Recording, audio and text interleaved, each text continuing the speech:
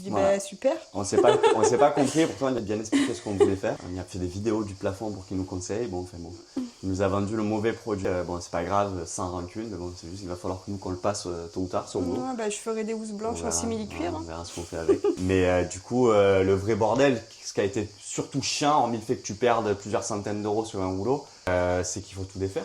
Donc tout décoller. Évidemment, ça aurait été trop beau que tout vienne.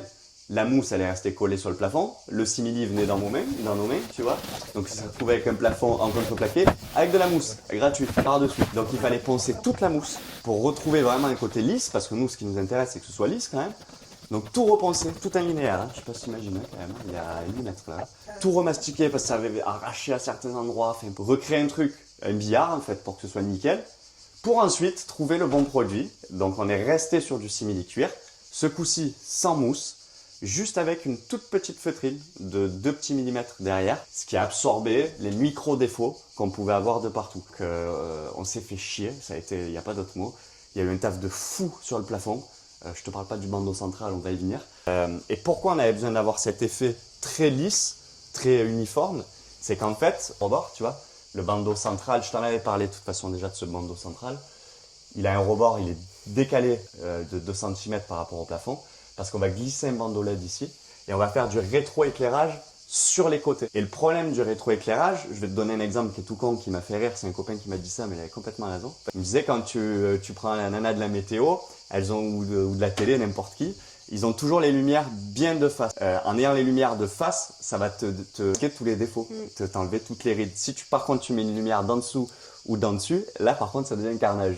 Tu retrouves l'âge de la nana qui présente la météo. Ben là on avait exactement le même problème, c'est qu'étant donné qu'on a une lumière rasante en partant d'ici, le moindre défaut, tu vas voir que ça va être horrible. Ouais, en fait, en soi, si on avait mis que des spots partout, on n'avait pas de problème.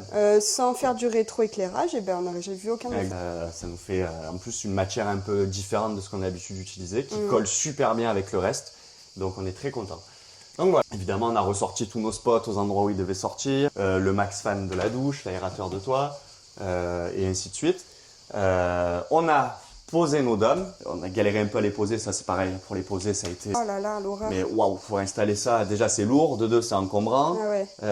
Et on n'était que deux en plus. Je dis voilà. bah super. On s'est pas compris, pourtant il a bien expliqué ce qu'on voulait faire. On a fait des vidéos du plafond pour qu'il nous conseille. Bon, enfin bon, il nous a vendu le mauvais produit. Bon, c'est pas grave, sans rancune, mais bon, c'est juste qu'il va falloir que nous qu'on le passe tôt ou tard sur le boulot. Ouais, bah, je ferai des housses blanches en simili-cuir. On verra ce qu'on fait avec. Mais du coup, le vrai bordel, ce qui a été surtout chiant, hormis le fait que tu perdes plusieurs centaines d'euros sur un rouleau, c'est qu'il faut tout défaire.